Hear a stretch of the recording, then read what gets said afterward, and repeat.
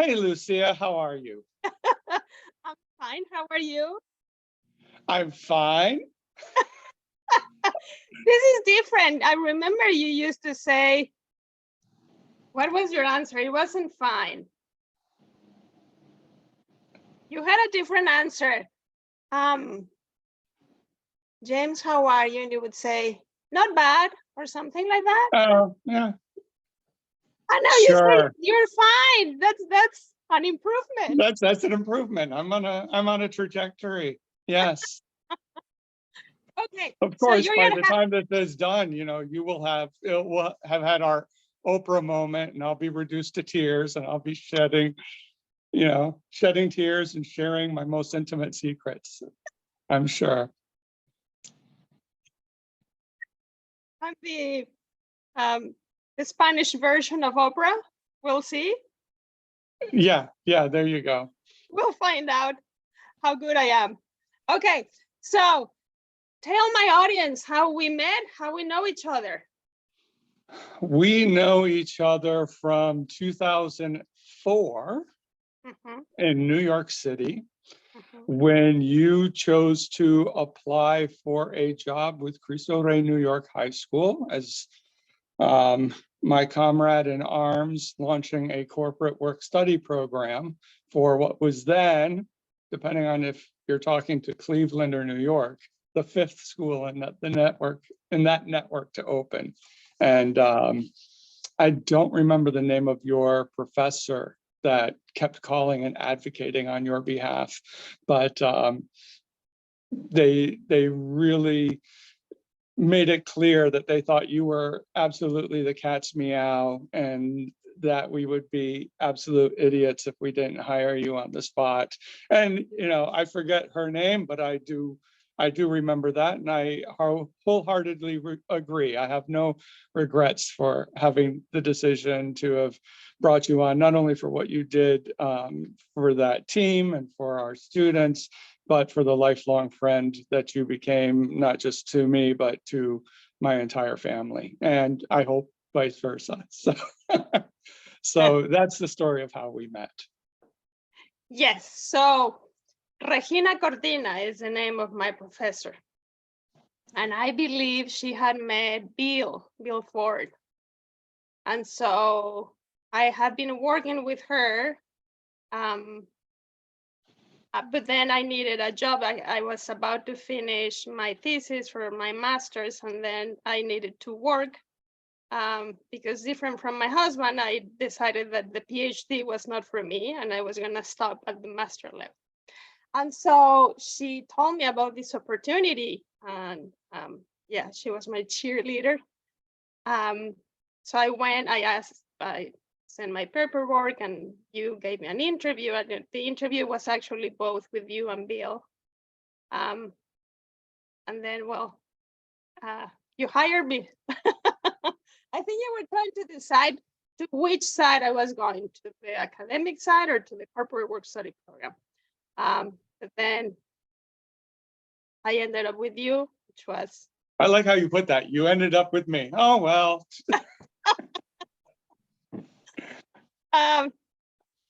And yes, we worked there for 4 years. At the beginning, it was only you, a Jesuit corps volunteer, and me.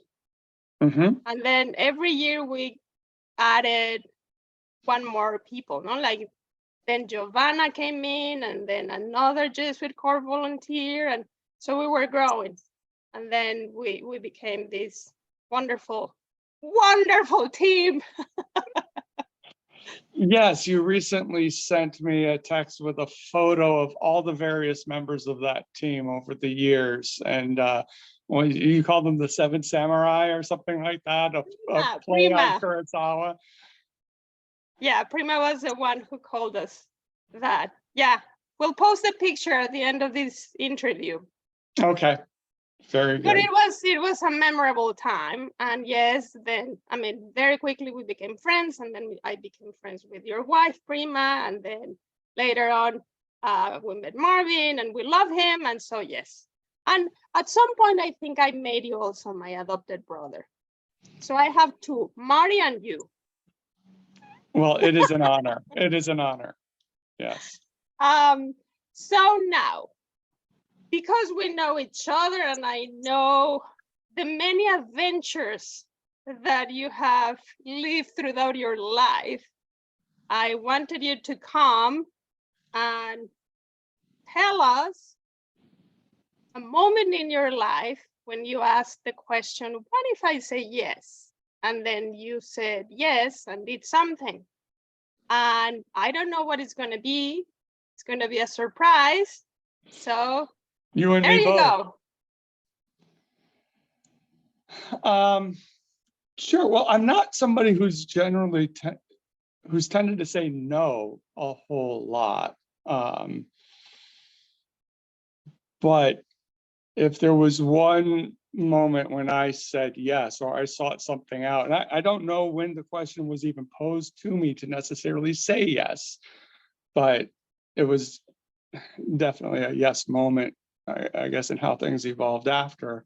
It would be when I was in my early 20s. I think I made the decision. I was probably 22, and when everything then took place, I was 23, which was going to Indonesia. And there were plenty of other people telling me no. And each of those could be their own story.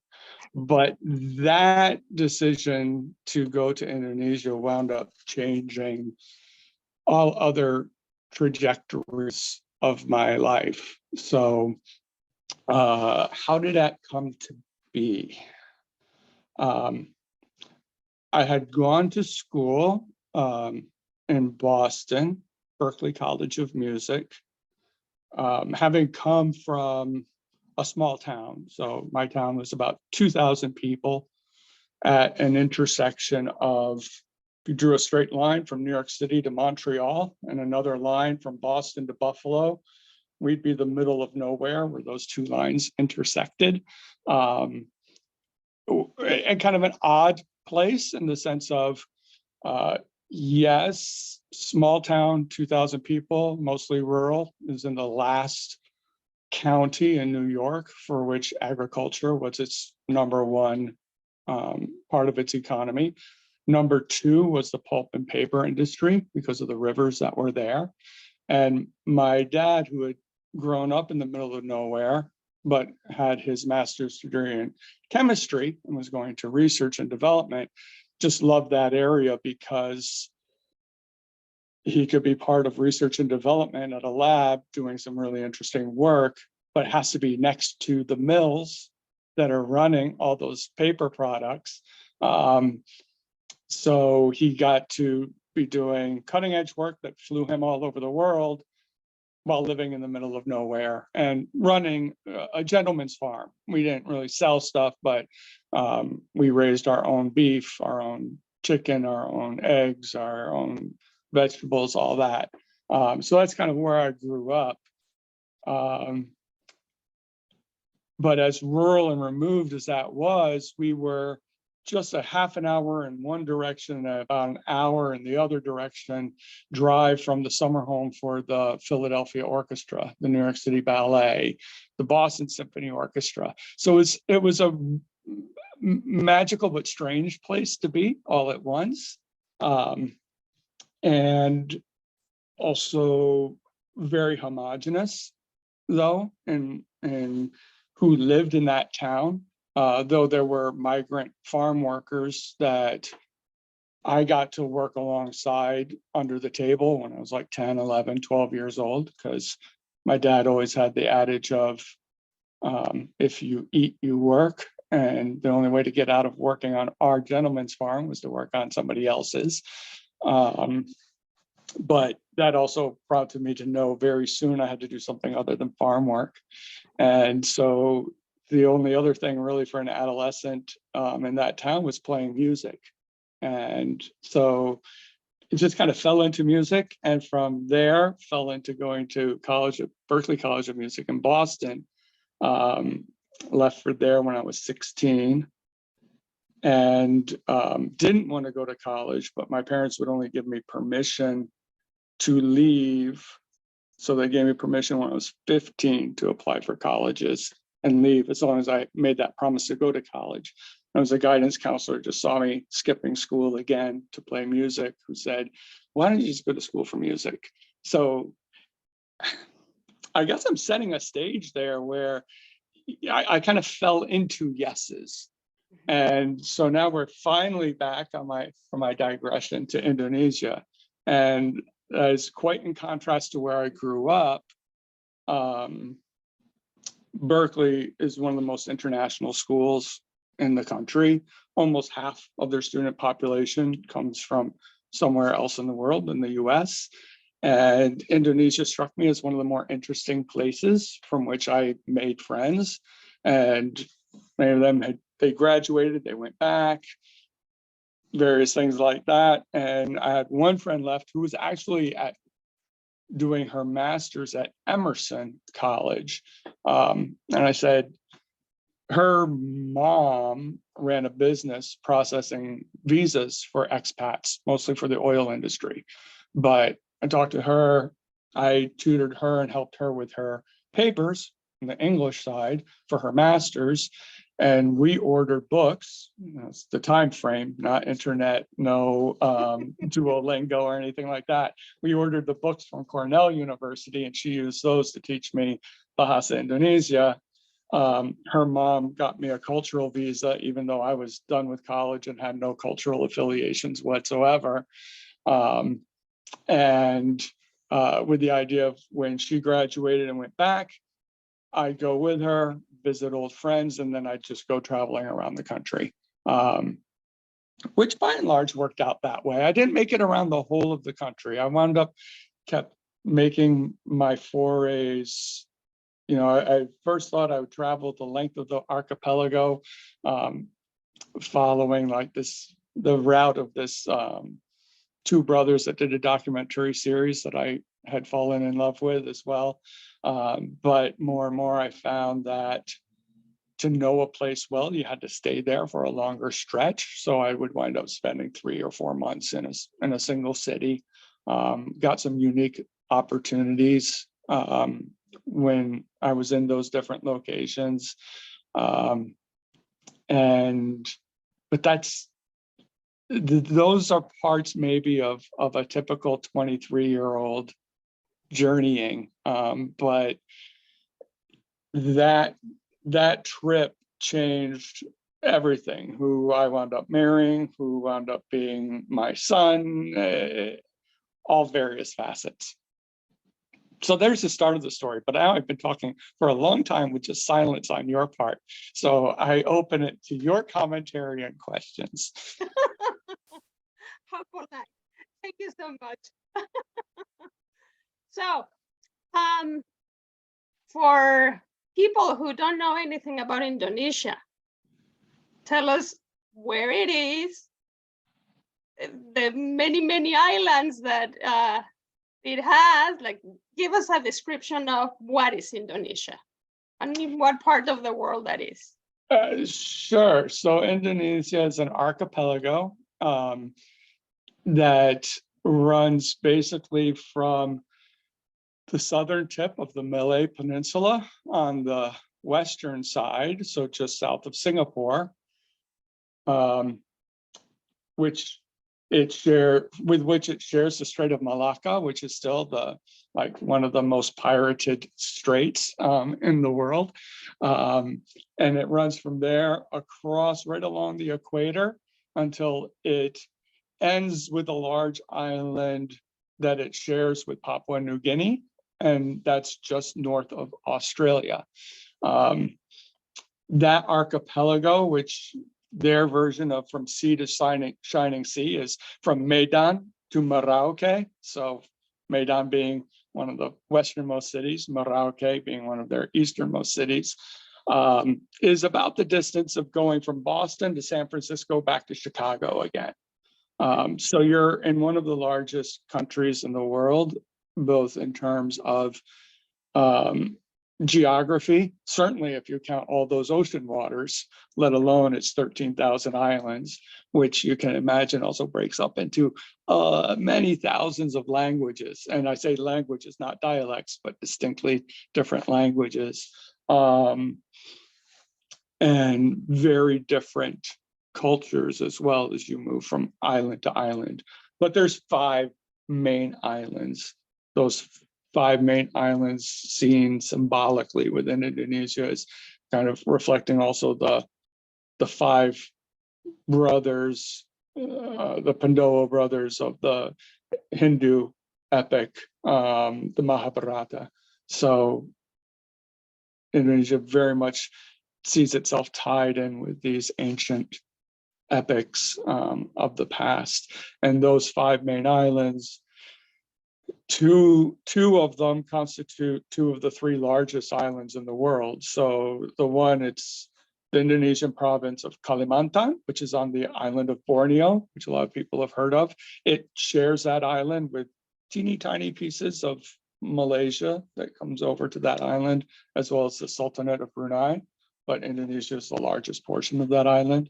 And then the island of Irian Jaya, Irian Jaya, which is the Indonesian western half of the island, it shares with Papua New Guinea. It's also one of the largest islands in the world. And then your other islands of the famed Bali. A lot of people know Bali for its Hindu Buddhist culture and a lot of the colorful dance and costumes and temples of that area. Sumatra, which many people know for its coffee, but of course the island whose name is synonymous with coffee is Java, and that's the island where I spent most of my time. And that's also one of the most densely populated islands in the world, and then obviously one of the denser areas of Indonesia. Wow, there's our Indonesian history lesson.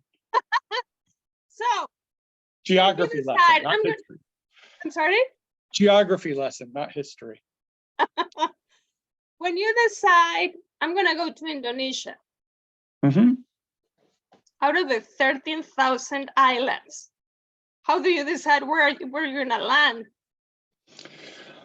Well, the landing was going to be, at that time, you could only fly in directly to the main island of Java from outside, and you had to land in the capital.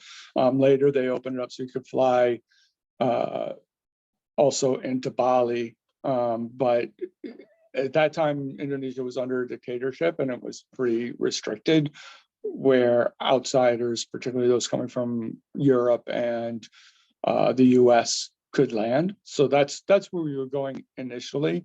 But also in terms of culture and the music and all that, the areas that I knew best were Java and Bali, and there's a lot of famous palaces and temples and things like that, archaeological sites that one would want to see, and cultural things that one would want to see in those areas. So they're a good starting ground for someone first becoming interested in Indonesia. I think now more and more people, depending on what their interests are, if their interest is coral reefs and diving and things like that, or more remote locations, they might go to the further flung islands or other destinations. But yeah, I started with Java and Bali. And so when you say yes to going to Indonesia and you stay there for quite a long time, and then you say that changed the trajectory or trajectories, or it opened up you to so many things later in life. Can we hear some of those? Can we know how did that change your life? Sure. Whatever you want to share. Yeah, no. I'm happy to share. I mean, I'd be remiss. I'm the least interesting part of the whole story. So the more interesting is all the other members to it. I'd have to say, I mean, were there forces saying, I alluded to earlier, were there forces saying no to your going? Oh, certainly. I had been a struggling artist, I'd say, yeah, struggling as an artist, but also struggling financially for a number of years. And but finally had some good gigs and some steady stream of income. And, so the wisdom of family were like, what? Why aren't you using that money to invest in Y or buy A or whatever? Why are you wasting it on going somewhere that you know relatively little about? And what is your connection to there or anything else? So you had family stating that.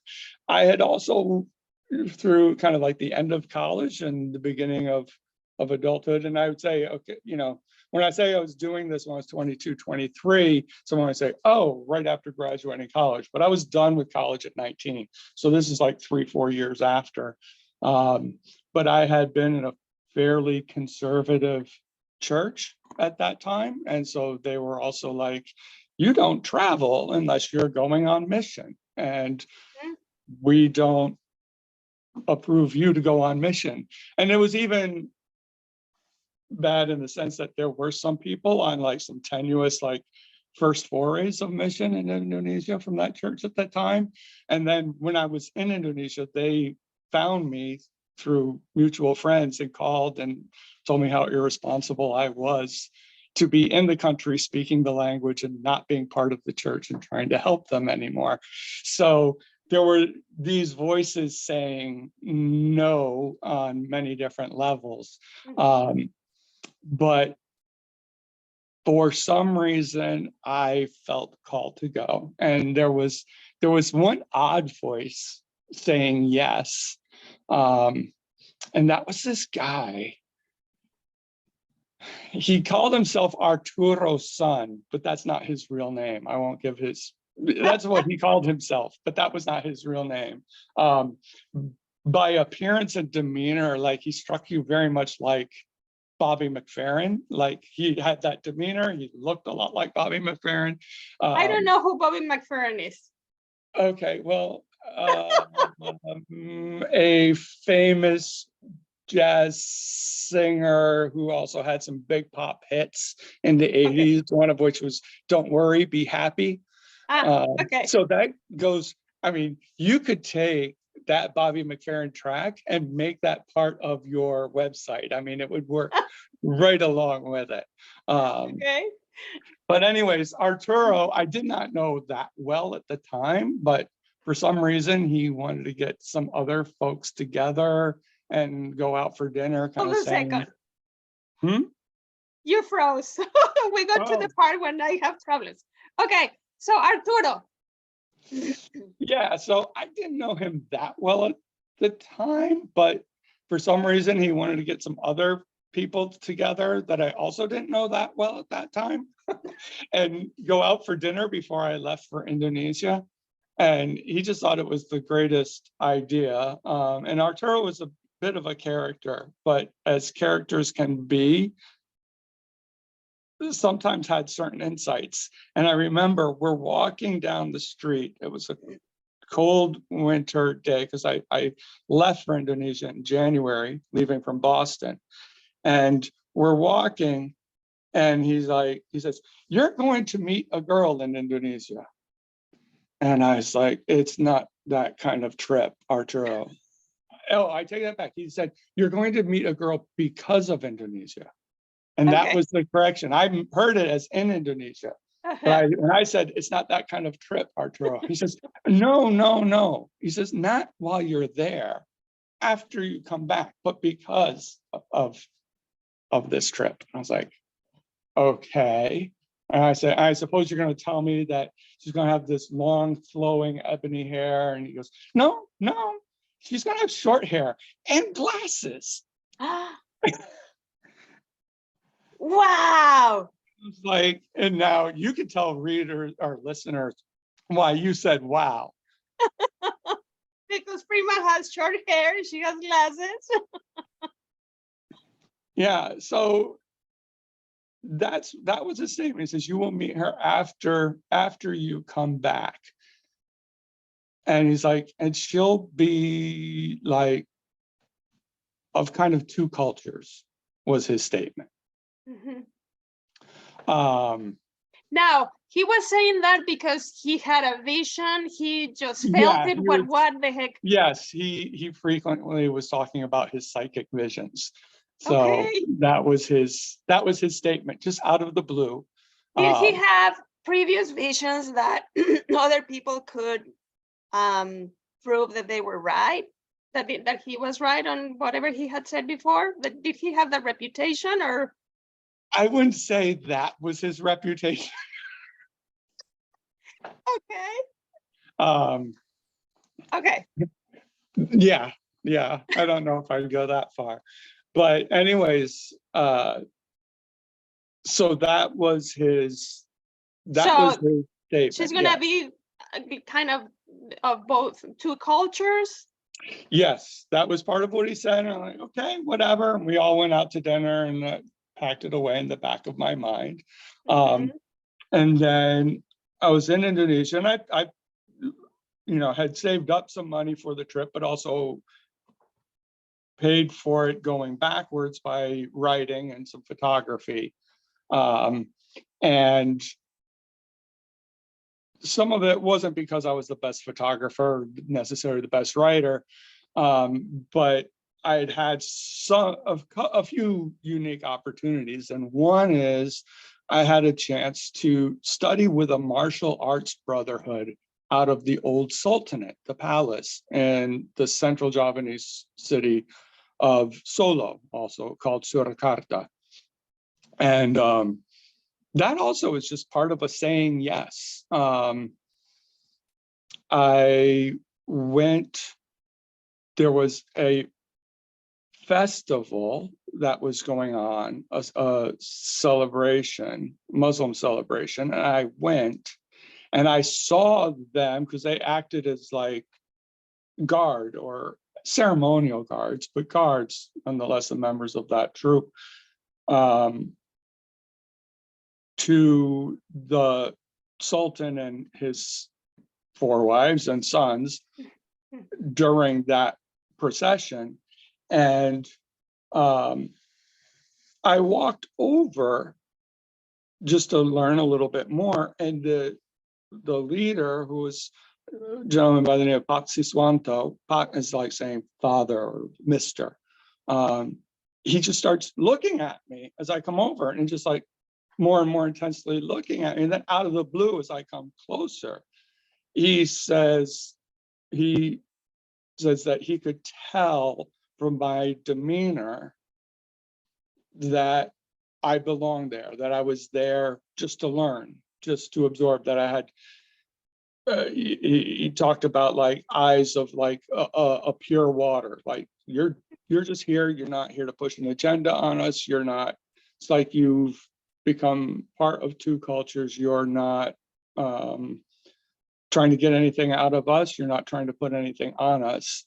If you ever wanted to study with our group, and the name of the group was Bhima Sakti. So Sakti meaning like a sacred power, Bhima being one of those 5 Pandava brothers that I referred to earlier from the Mahabharata epic, the Hindu Mahabharata epic. He said, we'd be happy to bring you and have you join and learn from our group. And I thanked him, and we spoke for a while. I then went away. I traveled for about a month, but then I decided to come back and take him up on his offer. And he was ex-military. They practiced at the barracks of the military police there in the city. And it was a real interesting experience because it wasn't just like a martial arts studies for somebody who hadn't studied martial arts. And I'm sure I was making an absolute fool of myself, but it was also this immersion in the culture of the kraton, or the palace there, and getting to know not the Sultan, but one of his sons, and getting to go around to the areas of the palace that aren't open to the public and learn about that history, and then the other students of Foxy Swanto, the other members of that martial arts, I shouldn't even say brotherhood, because a number of them were women as well. But martial arts family or whatever, they acted as the guard. They would invite you over to their house, and so you're getting to know them on a daily living basis, but also the whole history and how it's interwoven with the palace, with the Kraton. So it was absolutely fascinating. How long did you stay? I stayed studying with them about 3 months, there.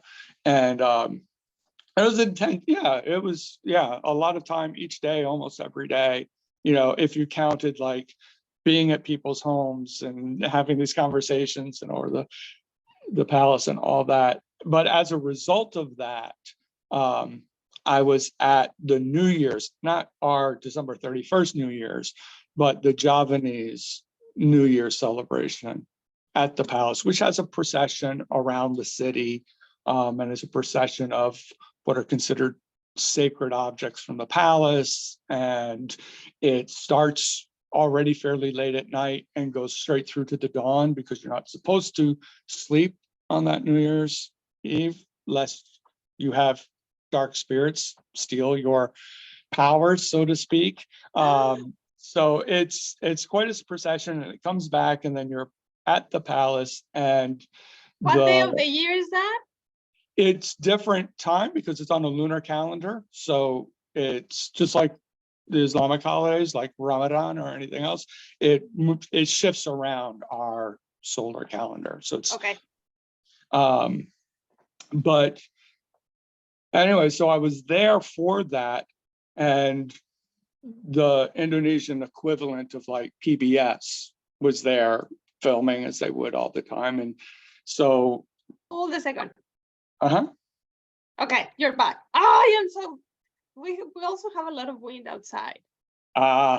Okay, so the equivalent of PBS. Yes, so the Indonesian equivalent of PBS was there, and filming for, probably something they did every year, right? So like a little special, the news section, it's the Japanese New Year, and do this little piece. But they thought it was interesting that there was this white guy dressed all in traditional clothes of the court, who was speaking to people that made it clear that he also spoke Indonesian. So they spoke to the folks there and said, would it be okay for us to interview him? And so they gave me like a you froze again. Wait, go back. You froze again. So this guy who could speak the language and was dressed the same as the others, and then what? So they asked if they could interview me about my impressions of the Javanese New Year and this celebration. And so it was one of those, like, I don't know, 1 minute, 2 minute spots of inclusion. Or it's kind of like, where you come from? Why did you come to Indonesia? Is there any celebration like this in the United States? What makes this better? Is all those kind of, basic questions. It was fun. It was fun to have done it. If we Google that, will we be able to find that footage? I don't know. Have you tried? Probably not. And also because I'm embarrassed to say how long ago that was. I'm gonna have to go to the Museum of TV and Radio. I'm sorry? I'm gonna have to go to New York City to the Museum of TV and Radio to look it up. Remember, This is in Indonesia. So. That's right. It's the equivalent. It's the equivalent of PBS. And my mind just went to it's on PBS. Sorry. Yes. So then I come back to the US later, and wait. But while you were in Indonesia, at any point were you reminded of Arturo's vision? Like, were you looking at girls thinking, No. Okay. No. Okay. You weren't distracted by the vision. Not distracted by the vision. Okay. So you come back. So anyways, yeah, I come back to the US. Now, there's a little other backstory about Indonesia. One that is strange is that I was about 5 years old in this town that I described to you where I grew up in the middle of nowhere. My father gave me a 500 rupiah note from Indonesia that he'd never been to Asia. I mean, he had traveled for his work and he had traveled around the US at that point. Later, he would travel to Europe quite often, but he had never been to Asia. I don't know how he wound up with a 500 rupiah note. He said he got it back as change by mistake, like way you get Canadian nickels or something like that, which doesn't make any sense. If you know my dad, like if he got some form of currency back that he couldn't spend, he would have said, "Don't give me this damn thing," and would have asked for the dollar instead.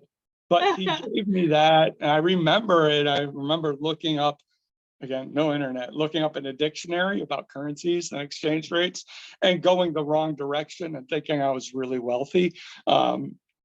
You know, but that had struck me. So it was kind of it had made me also look up in these really old encyclopedias that had belonged to my father's grandfather, who had passed away before I was born, but we had those encyclopedias. It was one of my dad's prized possessions, and looking up about Indonesia and finding out that that's where the Komodo dragon was. And so that put Indonesia on my mind as well as a place to go to eventually. Wow. And then around that time, I also had a dream. I had a dream. Now, remember, I said I grew up in an area that's like everybody was white pretty much. But I had a dream that I was like at a carnival or a festival or a fair or something like that, and going around like on a roller coaster and rides, and always just slightly ahead of me that I couldn't get a full glimpse of was a girl about my age of an ethnicity that I couldn't pin down. She didn't look like anything that I saw on TV. Not Chinese, not black, not Spanish, wasn't really sure what. But anyways, and every Did once she in a while, have short hair? not at that time, no. Okay. But that person would every once in a while pop back in to my dream, like every couple years. Oh. Until I was around junior high. I remember having one that was so vivid, where I dreamed that the person was coming here, and I was trying to catch her like on a dock or at a port or something like that, but lost her in a crowd. And so that's all part of this backstory and links up with Arturo's vision. But at any rate.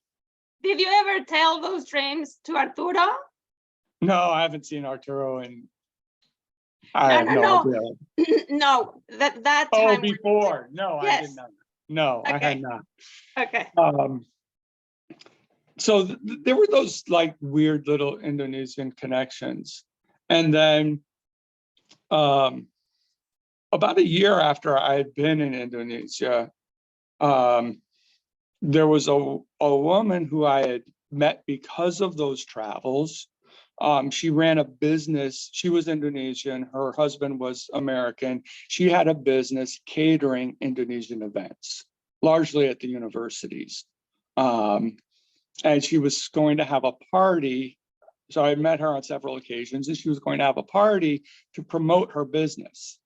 And so she invited me to come along to the party. And she mentioned that she had been catering this event at Northeastern University like a couple weeks before, and she met this woman whose daughter had just come, to Boston, relocating here, had lived in the US before, but, grew up in Indonesia, family had gone back and forth between the US. She was coming to Boston to go to school and to work.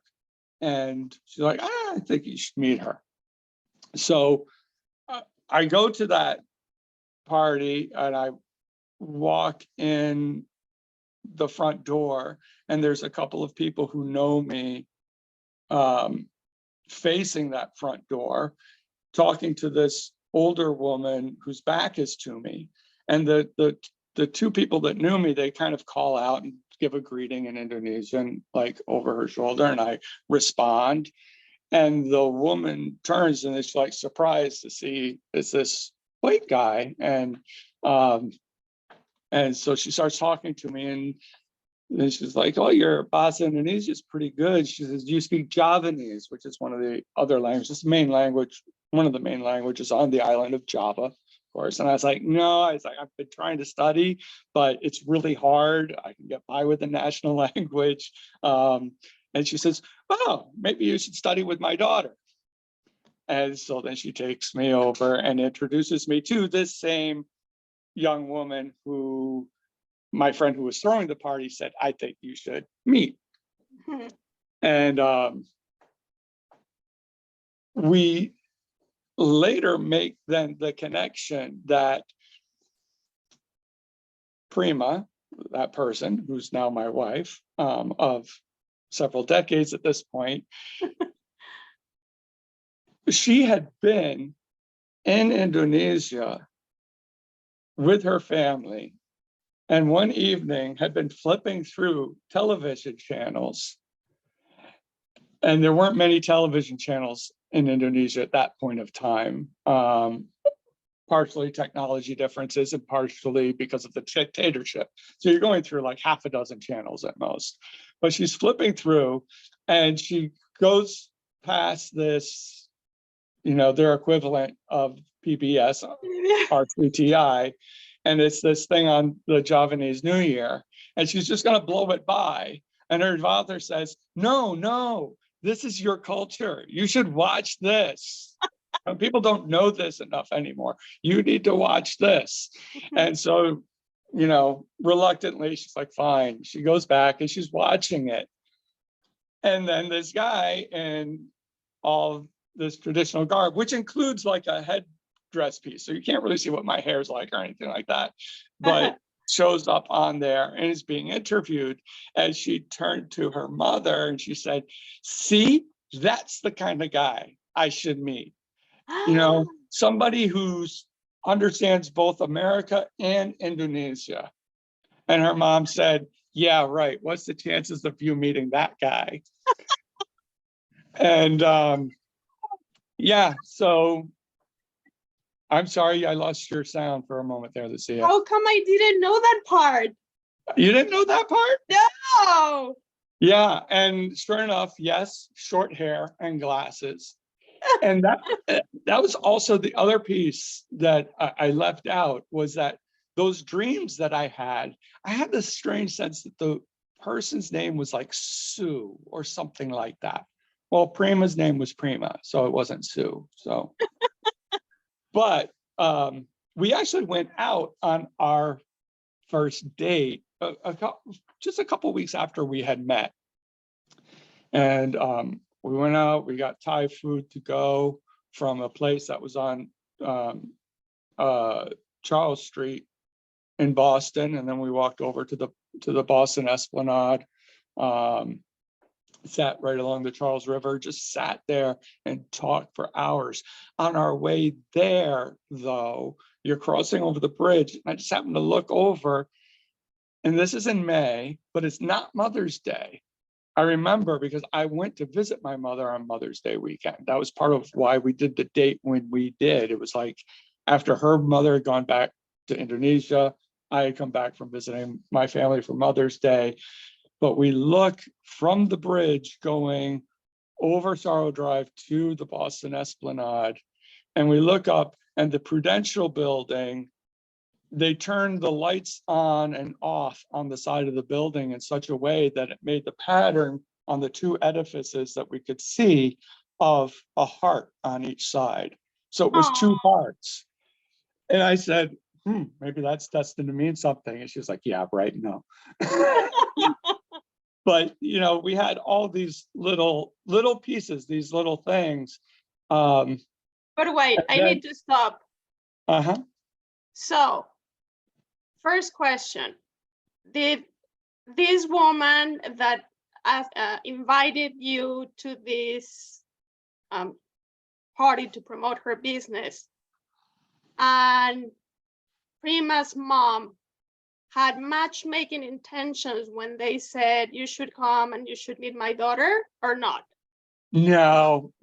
In fact, the person who invited me to the party, she later kind of looked to undermine it a little bit, and her mom was a bit aghast when they came to visit 6 weeks later, and found she thought I would be this nice kind of artist friend that knew a lot of people and helped her daughter get acclimated to Boston. She was not thinking of me as marriage material, though we later became very close, and her family and I love each other very much, including her mom. So, but no, Okay. There was definitely no matchmaking intention there. Okay, second question. Prima had already seen you on that TV show or that documentary, or whatever it was, documentary or yes, news piece. When she met you, did something click in her mind? Like, oh, this is the guy? Nothing. That didn't click. It clicked later when we were having dinner with this with a couple other Indonesian people that I knew, and they referred to a third person that we knew who was back in Indonesia. They said, did you know Benny was watching TV the other day and saw you on this show? And they described the show, and Prima's jaw just, that was you?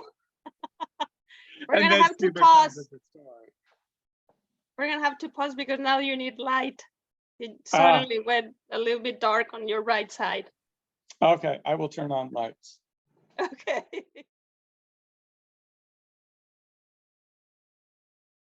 So we switched because of lightning issues. Yes. So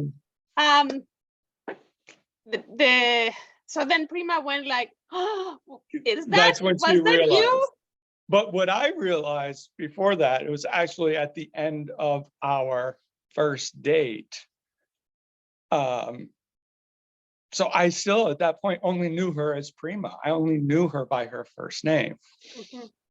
And remember, in my dream, I had always thought there was Sue or something about Sue in the name.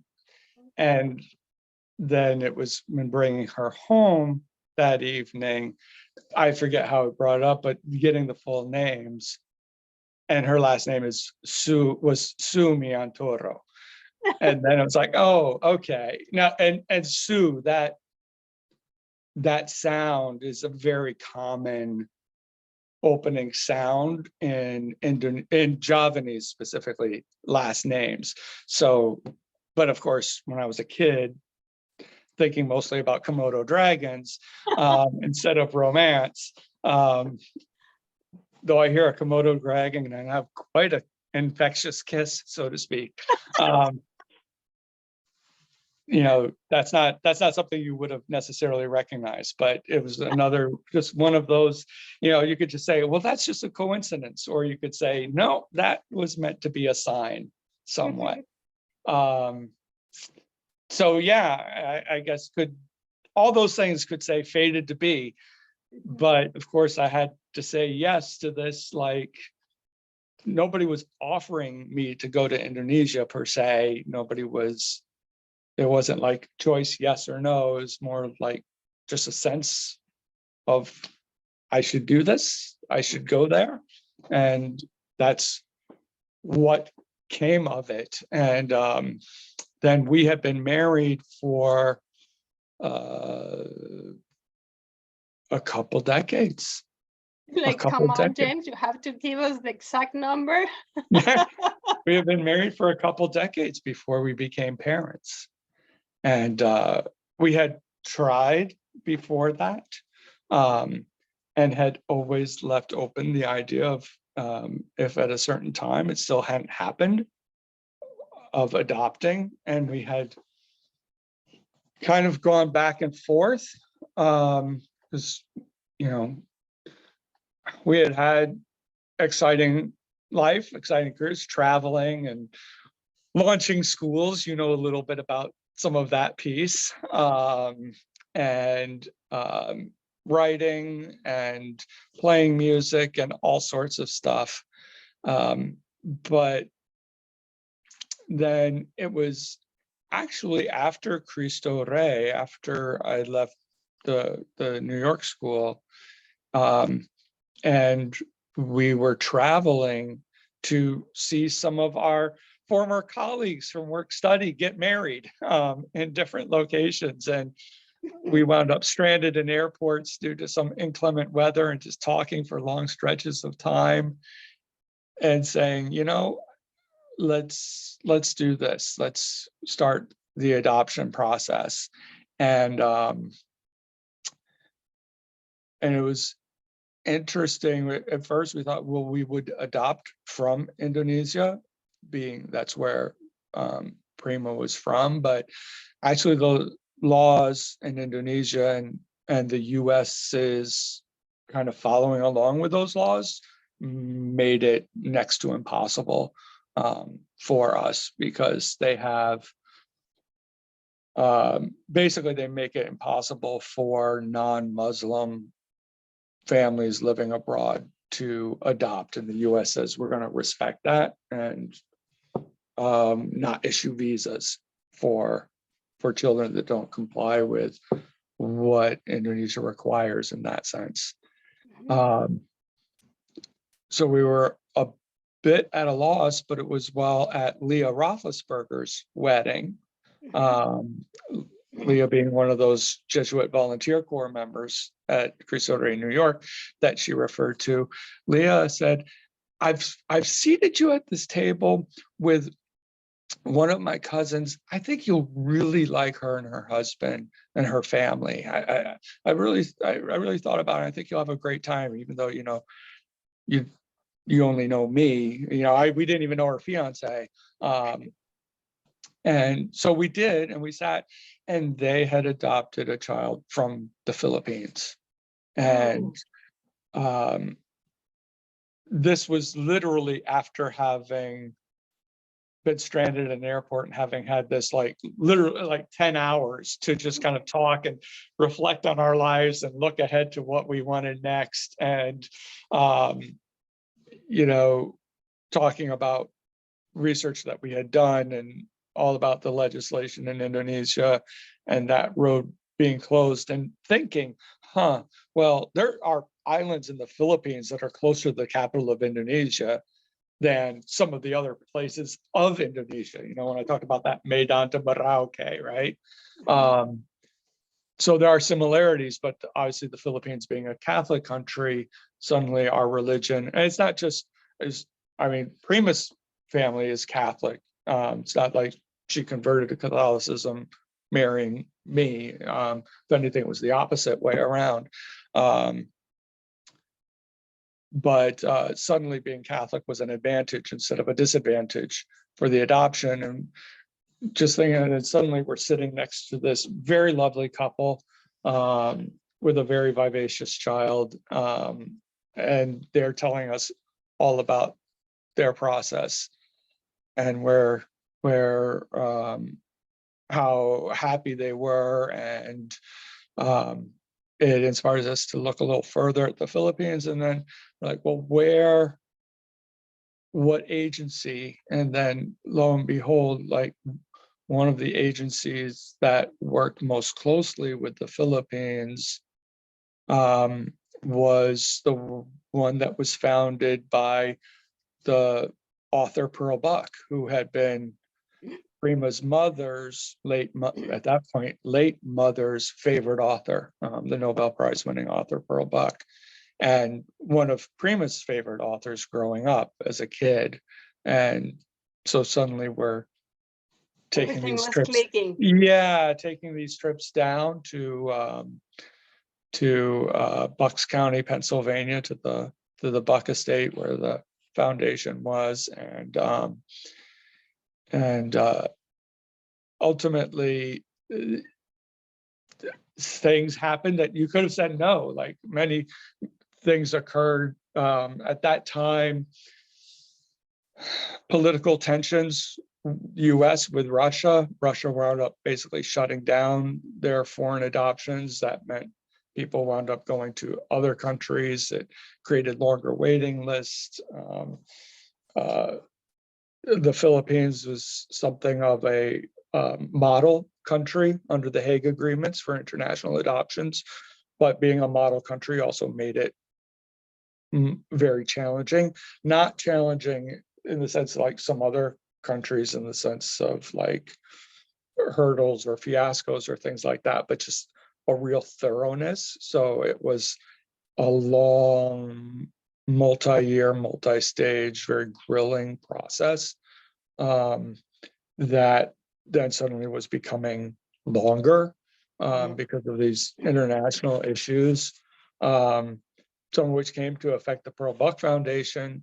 And so suddenly we, by the State Department, got referred to another organization. Had a, like, there were many points around, there were many points along the way where other families that started around the same time with us dropped out. And like, it's too much, we can't do this. But we kept going through, and we had gotten right around Prima's birthday, we had gotten news that where things were, because of these international issues going on, it was going to be another additional 2 years. And at this point, we had been almost 3 years into the process. So we were told this is going to in total be about a 5-year process at this point of time, which also by age, because the Philippines says you can't adopt a child that's more than X years younger than you are, would have, like, we were coming across the barriers that would have ruled us out. And so we were like, well, we're just going to keep pushing through on this. And then suddenly, just after being told it was going to be an additional 2 years, 2 weeks later, we get a packet with the picture, the bio, and it says, we have matched you with this little boy who was 5 at the time.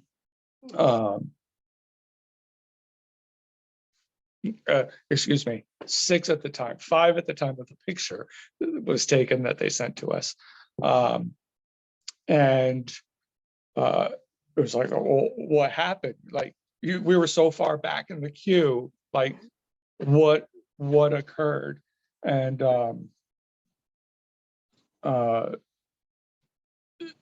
basically we didn't find out till we were there. But even going there, like, he was supposed to be flown to Manila for going to the US Embassy and having the medical check and all that. And of course, in true Marvin fashion, none of that happened on time because he got chicken pox and was not allowed, it's going to be a wait then. And then the Philippines got hit by what is still, for them, the largest typhoon in their record. So he doesn't remember that. He doesn't remember his city being, his city made international news without just the size of the typhoon that hit them. And, it's not a big city. It's not like he was in Manila or something. So this small town makes the news with these horrific pictures. Nobody could tell us where he was. We were already matched with him. And they're like, we can't get through. We don't know the condition of the orphanage. We don't know how it survived, or if it survived. We had about 4 or 5 days of not knowing what was happening. He has no recollection of that. He just remembers having the chicken pox. That was much more traumatic for him. But yeah, we were having trouble getting USCIS paperwork clearance, because that was one of the first and what has now just become routine government shutdowns over, Democrat and Republicans fighting over budgets and playing chicken with that process. Now we're so used to it, but at that time we're like, hey, you got to be kidding. But we got those paperworks through. We wound up taking a cab early to be in a hotel down by the airport to fly out the next day because there was a snowstorm that was starting. It was predicted to be so severe we wouldn't be able to get to the airport the next day with the cabs. And so we still went, and we're like, we're just going to stay at the hotel and trust that we'll be able to get our flight off. And the flight got off despite the snowstorm, but we were still taking off with the Philippines government saying, the visas haven't been processed yet. We're telling you not to come. They said, if you come, I mean, the adoption will eventually go through, but we can't tell you how long these visas will take. And it's all on you. If you wind up having to spend a month, 2 months in country, that's on you. But don't come. And Prima's response was, it's Christmas, and it was. We were flying out in mid-December. And she's like, no, the boy's not going to go for Christmas without us. We were the first family that the Philippines had ever allowed because of the typhoon and because of the chicken pox, and that he had known who we were because we had sent packages and stuff like that for so long. And usually people had made their match and come back already at that point. We were the first ones that they let do a Skype call with. Now we're all used to this, like, but then it was radical. They were only partially able to do it because the last family to have adopted from that orphanage gave them a computer to be able to do it. They had to, you know, so it wasn't like this connection, believe me. But you know, she was like, he's seen us on camera.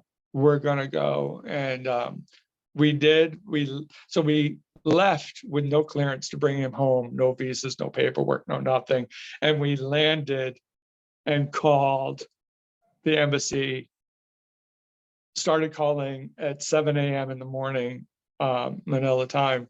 And they answered, they're like, oh my God, they said, it went through. We've never seen it go through that fast, but it went through while we were in flight. Wow. So, you know, you got like a 24-hour flight there. So, so it was quite, yeah, it was quite something. And then we found out while we were there and we were meeting with the social workers and everything else, and they were just like, we've had trouble placing Marvin, and he's about to turn 7. And when he's turned 7, he can't stay in this orphanage anymore. He has to be put into a home with adolescents. So suddenly he'd be a 7-year-old with people up to 17 years old. And they said it's been challenging to place him because this mix of his backgrounds and what he's had to endure in life, but combined with how precocious to the point of almost gifted he is, made for a really difficult combination to handle. And they were like, a lot of people would take on a lot of other delays and challenges, physical or mental, for a much more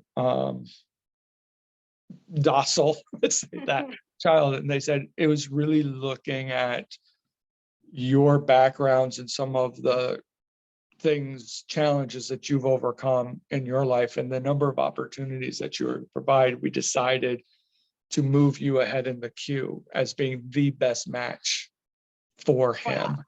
And so that he wouldn't wind up, because they're like, someone like him going into that sort of environment, they're like, we just had to stop that from happening. And so there you have it. And he is coming up on well, he's just past the 9-year mark with us as a family. 9 years. Yeah. Wow. So he wouldn't be here in this house and in my house if it wasn't for our marriage, and I wouldn't have met Prima if I hadn't said yes If to it him. wasn't, if it weren't for, and let's go back to that uh, deal that your dad gave you at 5, your dreams, Arturo's vision,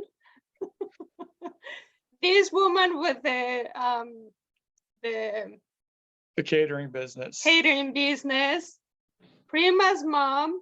I know. Before that, the equivalent of the PBS station interviewing you. Uh-huh. Previous to that, the guy who saw you and said, "I can see you're clear." Right. Oxy Swanto. Uh-huh. Like all that. And also Prima's yes too, in a way, and her mother's yes, because Prima Very grew up. important, yes. Yeah, Prima grew up. I mean, her father worked for the government running plantations, coffee plantations. They moved every couple of years, which is a very good job and everything else, but also has them in very rural, up in the mountains, East Java kind of thing. And her mother always said, my children are all going to wind up living abroad. And everybody laughed at her. And like, yeah, no, that doesn't happen from here. I mean, before her mom passed away, we took them kind of on a reunion trip back through those plantations. They hadn't been there in like 15 years. And they were showing us how some of those places, plantations, I mean, producing vast amounts of coffee, sold to the cooperatives for export. And they just got electricity that year. Wow. 2000, during that reunion. So that was like 2005, 2006. Mm-hmm. You know, so here's her mom was decades before that saying, all my children are going to live abroad. And that all came true. All 3 of them wound up living abroad. So it's her saying yes. Mm-hmm.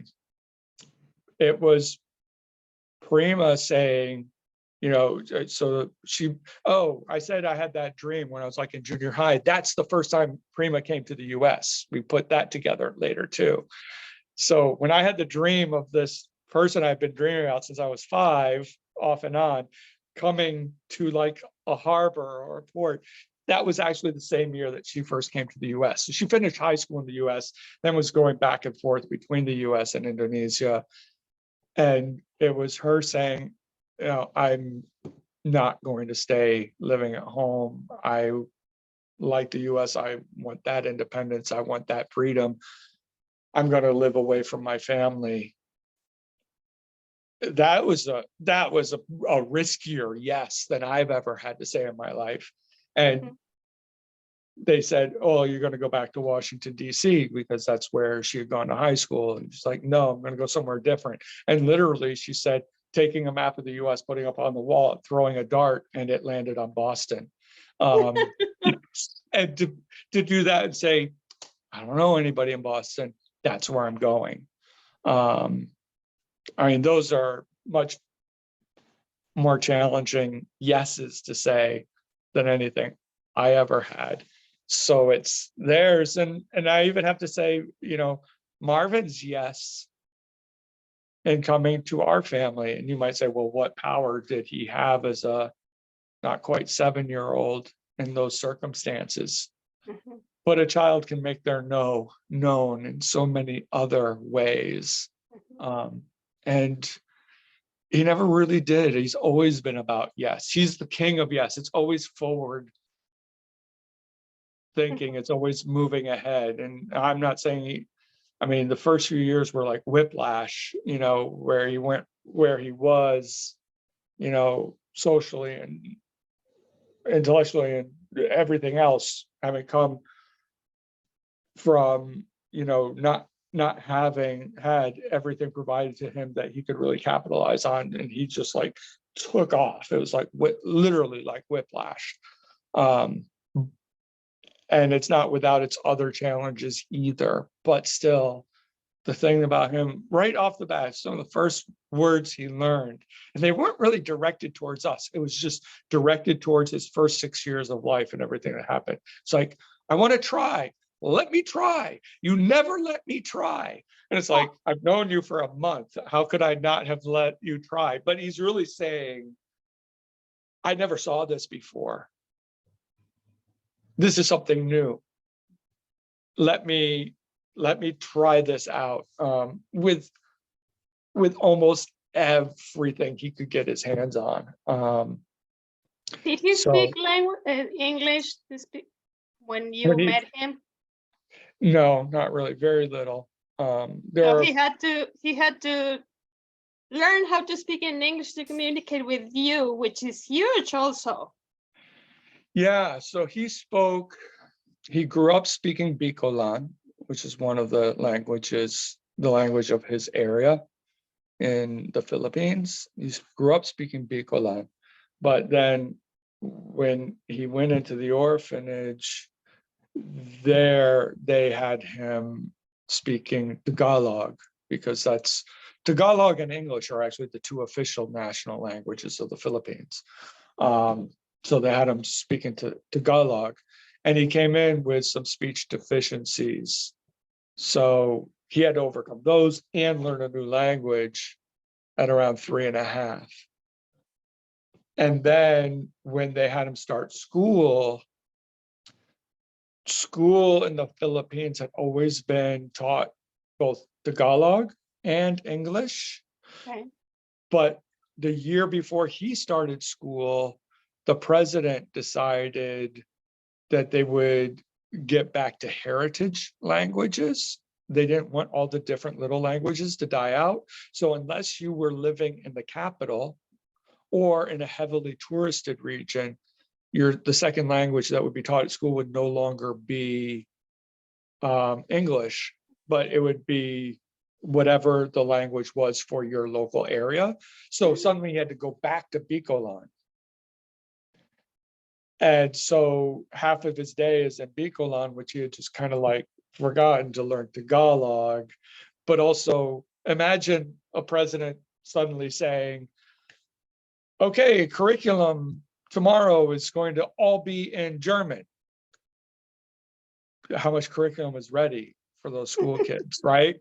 So it was really, so he had no instruction in English. He just knew a couple words.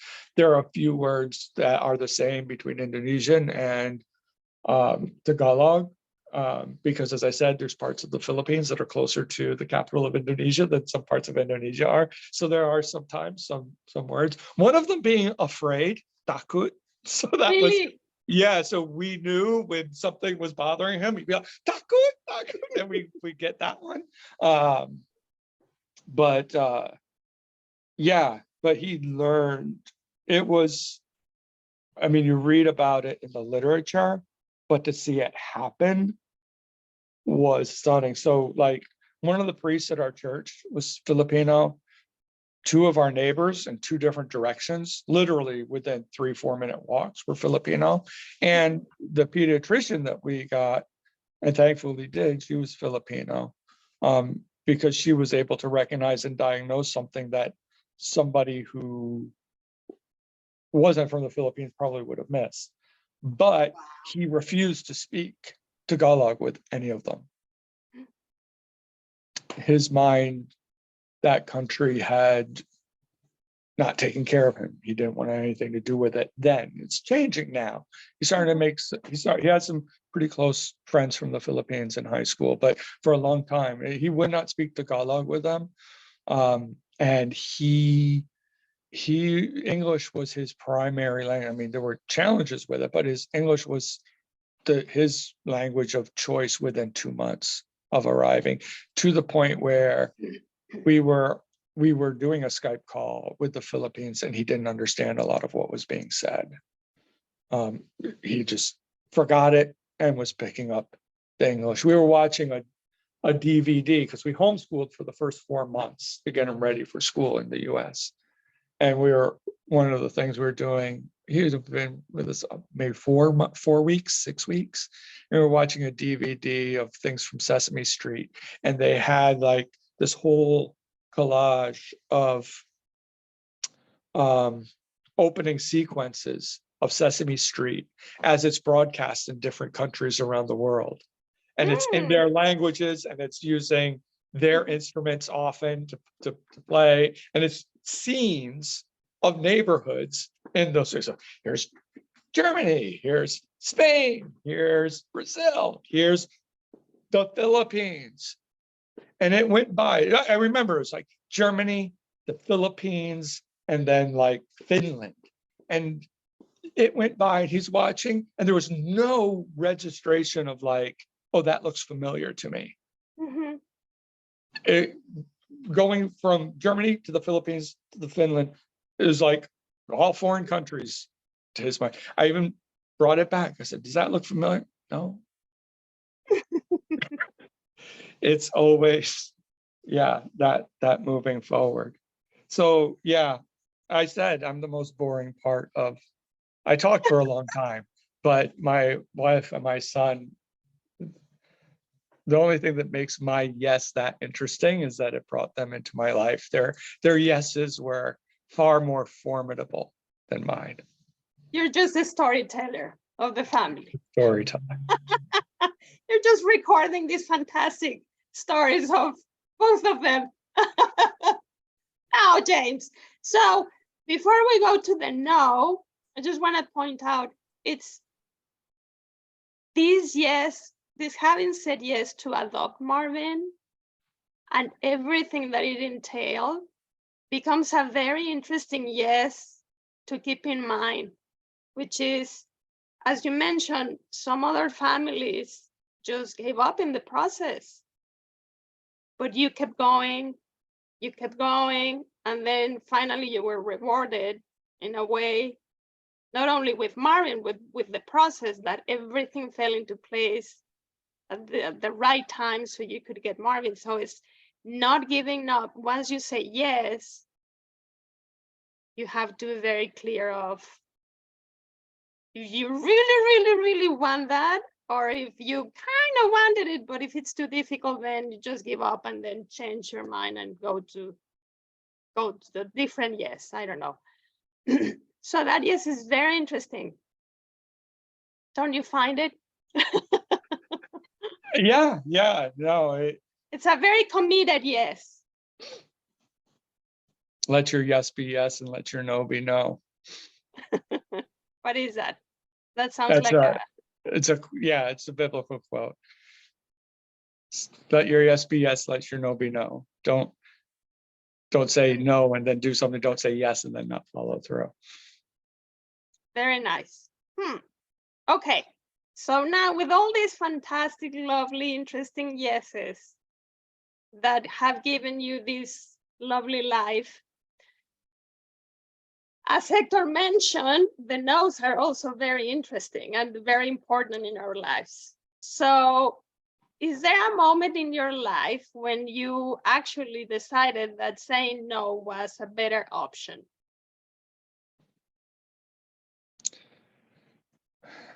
Yeah, but a lot of times it's because you have to say no to one thing to be able to say yes to something else. Give us an example. It's just not. You and I launched a school together, right? I mean, we were part of a team. You and I single-handedly. Yes. Well, it would have had to have been at least 4 hands, but yeah, no, we were part of the team that launched the school. But to say yes to that, I had to say no to something else. So prior to working on the launch of the Crisore New York school, I was working as an attorney in New York, one of the top 20 law firms in the world. And I had to say no to that. And I had plenty of people telling me I was crazy. And I also have to recognize it was reasoned, right? So, I mean, I went into law, it was a change in career for me. I wasn't like straight out of college and became a lawyer. I've been in the nonprofit sector for a long time, both as a musician, so in the arts, and then in healthcare, the AIDS Care Project in Boston. And it was more of managing, especially with the AIDS Care Project, managing some of the contracts and the relationships we have with hospitals. And that had me interested in different facets of law. Watching Indonesia's economy collapse raised a lot of questions about rule of law for me. I decided to go back to school to kind of find answers about that. It was still very much motivated from this social justice, not-for-profit, kind of perspective or mindset. And did the joint degree at Georgetown, and was interested in the areas of international project finance. So financing ways for doing development projects in emerging markets. So people could get power plants, so bridges could be built, so dams could be constructed, things of that nature. But some of the things that happened and I wrote about while I was in college made some of that deal flow slow down. Enron, for people who remember the collapse of Enron and the energy markets being a big one. But anyways, so I started at the law firm, and some people discovered that the deal flow is slow right now because of these events that happened, but we could have these young attorneys do this work similar to what they had learned, but they're using contracts to make it look like an economic event happened when no economic event happened. So in other words, the joke around the office was nobody really knows who owns Germany's train system because it had been bought and sold and leased back so many times. And the idea is being, okay,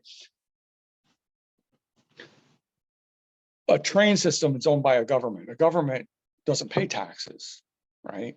Mm-hmm. So they sell their train system to a private company in the US. Then that private company, through a whole bunch of shell companies, leases it back to the German government, who manages it. Meanwhile, the for-profit company in the US writes off all the depreciation on the trains to get tax breaks. So it reduces their US taxes. Mm-hmm. And then they give a kickback to whatever government sold them. Are they really running the train system? No, they're just getting the tax breaks in the US and then giving a cut of those tax breaks to whatever government agency they're colluding with. So they used the same types of contracts that would be used to broker the building of a power plant or building a dam or anything like that. They would use for these completely tax evasion. Now, tax avoidance is legal, tax evasion is illegal. They would say it was tax avoidance. True, Congress later changed the law and decreed, that's tax evasion, and it became illegal. Mm-hmm. But I was like, this is not what I went to school for. I don't feel comfortable with this. I'm getting very well paid, but this is not what I want to be part of. This is not what I want to do. I need to say no to this. And that started the search for some other opportunity. And it was Prima who found the opportunity for Cristo Rey and said, I think you should throw your hat into the ring for this. Mm-hmm. And because of the work study program, they looked for people, either MBAs or people with a law degree, to help launch their schools. And so it was a good fit. But it was saying yes to a huge cut in pay. It was saying yes to, you're only guaranteeing employment for this length of period because the school may not launch. It's, we don't have a building, we don't have students, we don't have anything. So it's to say yes to that, you were saying no to something much more lucrative. And I remember, a lot of the junior attorneys like myself were like, you're nuts. You are absolutely crazy for doing this. And they said, no, nothing bad will ever come of what we're doing. And I said, well, you're counting on the markets never taking a downturn. But if the markets take a significant downturn, all these deals unravel. And they said, AIG, which was our biggest client in doing these deals, they said, we'll never unravel. Well, AIG wound up being the government's largest bailout in history when these deals unraveled. The government eventually got all of its money back, but it was in the hundreds of billions of dollars of bailout for this one entity. So it was interesting. So that meant to saying no.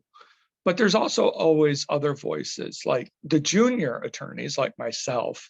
They were the ones saying, you're crazy. But the, mid-level associates that I was working with, some of them, I don't know if you remember, they came over before we had hired staff and they volunteered for some of our student interview events. Yeah. Jim and Romas, they volunteered, and within 2 years they left the firm to go into nonprofit law. So they both left for that. And I had a senior attorney, a partner, who's like, he said, I wish when I was younger I had made a decision like that. Just now, the different financial obligations he took on, because you have such a lifestyle, you have such an income, and then you buy this, you buy that. He's like, I can't walk away from this. I wish I had years ago. So it was interesting having a partner tell you that.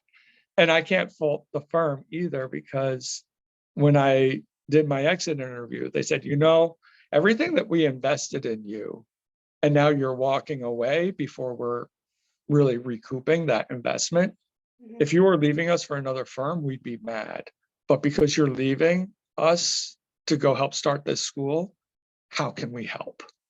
Wow. And they, not only did they become one of our first corporate partners employing students, they connected us to a lot of others. So when I met with them, they took on 2 teams of students our first year. And then they said, we just made the call. You go over to Skadden Arps. We know that you have connections with Skadden Arps. You have a meeting there later this week. You go across the street to Skadden Arps and you tell them we took 2 teams. They need to take at least 4. And Skadden did take 4. And that same partner who said, I wish I had done what you're doing now when I was younger, he wound up connecting us to a lot of other partners as well. That firm also got involved in the history curriculum for Cristo Rey, New York. They got involved with the history curriculum, giving some outside projects to make the history and financial history kind of come alive, specifically for that school. So it's a lot of, So sometimes you'd think I was saying no and burning a bridge to that firm, and it'd be easy to portray it in a negative light, but a lot of good things. There were good people there too. It's also very similar to the time when you said yes to going to Indonesia.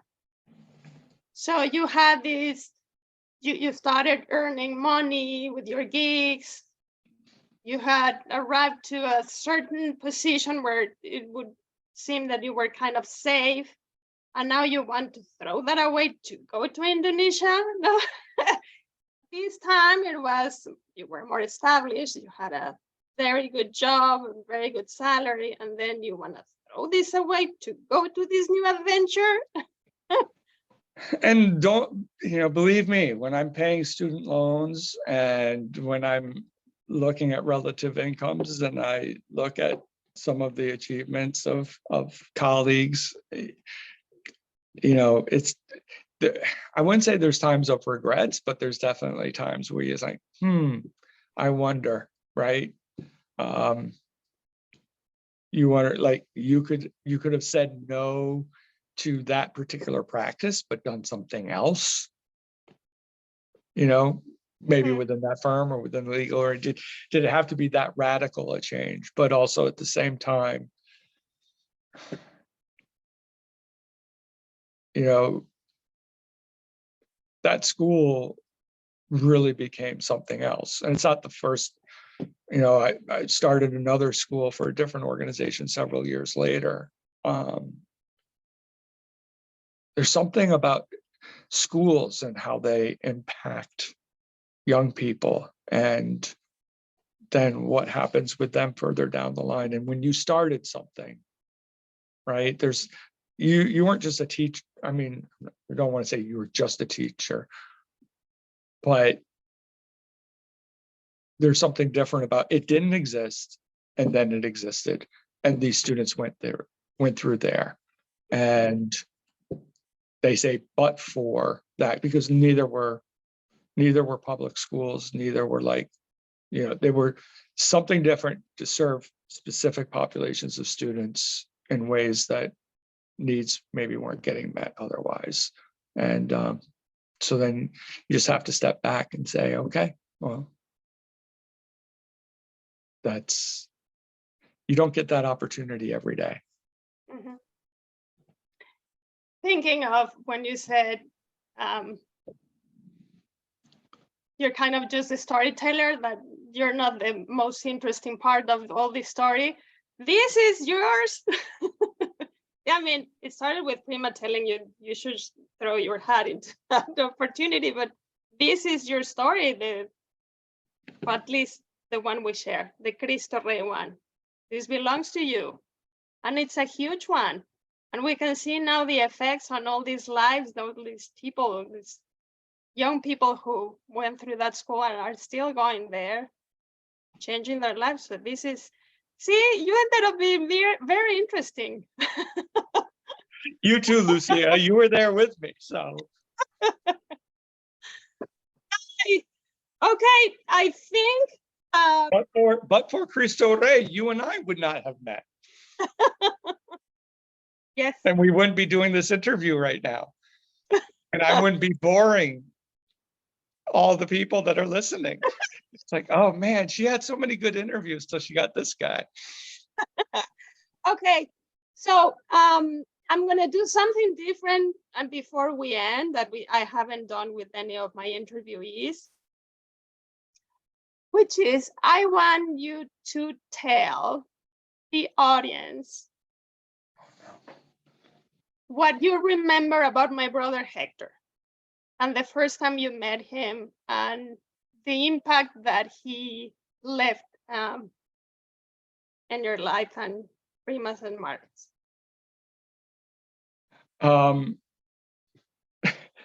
2 words, baby Shamu. Explain. I mean, it's not when I first, obviously. Find the picture. Right. Obviously, it's not when I first met him, No. but it's one of the lasting impressions. And it's the one, you know, if you mention Hector, Marvin will say, baby Shamu. You know, even as an adolescent who can now sometimes roll his eyes when adults are overly enthusiastic about something, he will wax rhapsodic about baby Shamu with all the ardor that your brother also had for it. Shamu, was that a killer whale or something? Yeah, in SeaWorld. In SeaWorld or something like that. Mm-hmm. But when in the pool, and Hector came to Marvin's first birthday party with us here in the US, and Marvin didn't have any friends yet. He didn't know anybody. He'd only been in the US for about a month. But he brought Julian and Valley to this younger child's birthday and made it a lot of fun. And he would splash and pretend that he was a baby killer whale and take kids up on his back and do these gyrations that I would have sworn he'd throw his back out, or drown the kids, but they loved it. And he did it with unflagging energy over and over and over again, somehow catching his breath between bouts underwater to be able to scream out baby Shamu. And the kids just delighted in that. And he did it again when we were down visiting you in Cuernavaca in Mexico. I thought you were referring to that time, because I didn't go to Marvin's birthday party when Hector went. So I didn't You went the know that next he had year. done that there. Yeah. So he had done it there. He did it again. Anytime there was water around, he was doing it, but it made a lasting impression on adults and children alike. But, he also had this unique way. I'm not going to say unique because that means only one person in the world does it, but very few people in the world do it. I can't do it, but this way of cocking their head, opening their eyes wide, and they're drinking in everything about you. And in that moment, whatever you're saying is the most interesting thing in the world. You are the only person in the room. And they're 100% rooting for you. And he loved people. And he loved that. Baby Shamu is just a big physical expression of that in a way that kids understand and love. But with adults over a dinner table at a restaurant or dining room table at your home or at his home, that's how, with adults, he was saying, baby Shamu. And yeah, those sum up Hector. I'm just realizing we're having our Oprah moment. I made you cry.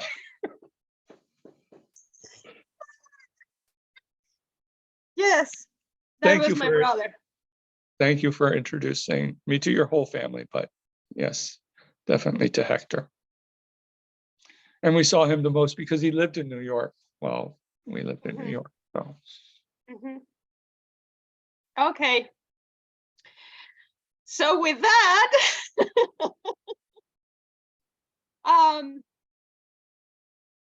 this is the perfect way to honor this project.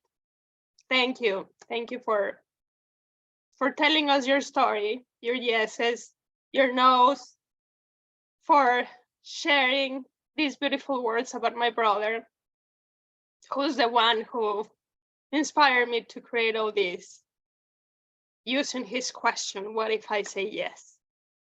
So thank you so much for being in my life, for being my adopted brother, for being so nice to us, all of you, your family.